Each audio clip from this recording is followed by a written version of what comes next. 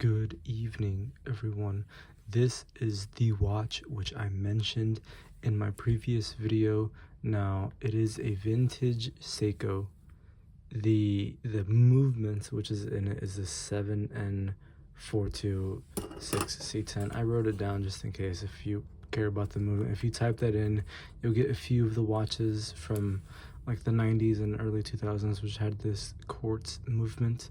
Now, I got this thing because the blue really struck me and the entire design really struck me. I believe everyone in their collection is missing some color. Now, whether it's a pro, a collector, a true hardcore collector, or even a person with just the person starting off getting their first watch, I think all of us are missing color, and for me in particular, I think blue is gorgeous. I saw this on Facebook Marketplace and I could not pass it up. It's from 1991, and it does have some damage, as you can tell.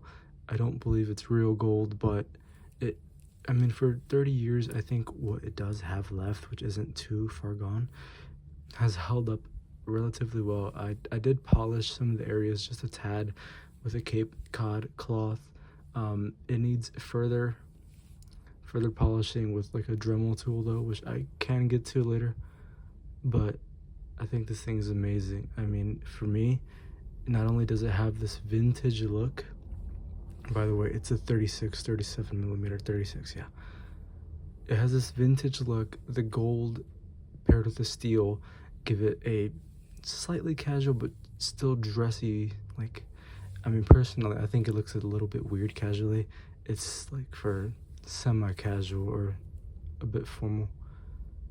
With the Roman numerals, with the gold, with this very unique look. It's both something old that looks old and has this Y2K futuristic design.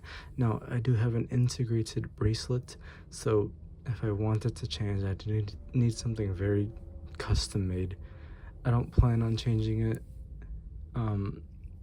Here, I'll take it off.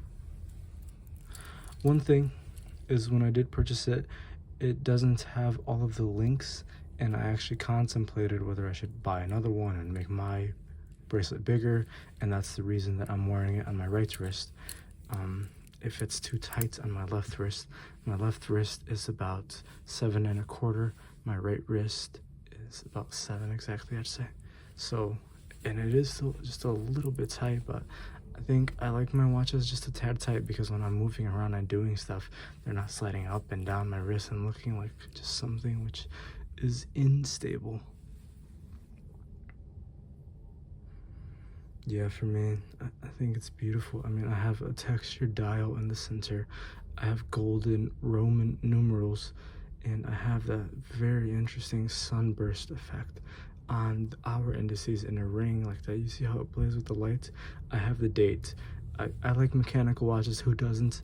But I do get tired of changing different outfits and needing to reset the time constantly on whatever I'm going to wear and needing to wind it, and whether you don't have it on for a couple of days because, we have so many watches. Even just having a few, eventually your watch will die and you'll have to reset the time, and it's just a tad inconvenient. But this is quartz. This continues to tick. The hour markers, not the hour markers, the hour hands. The hands on this thing are so unique. I've never seen anything quite like them.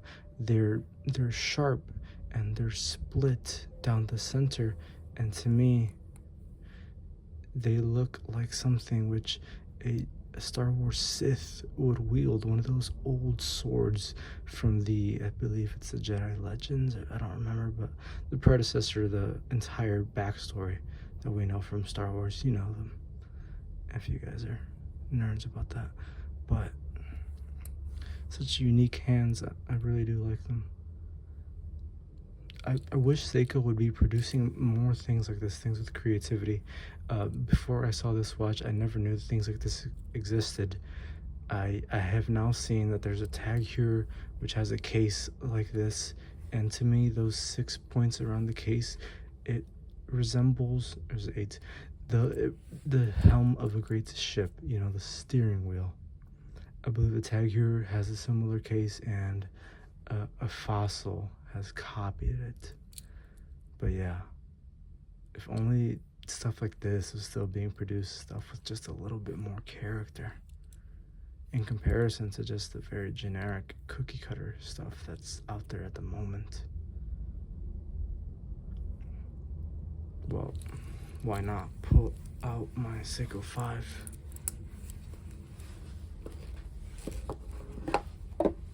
Now, I've already done a video on this watch, but here you guys go.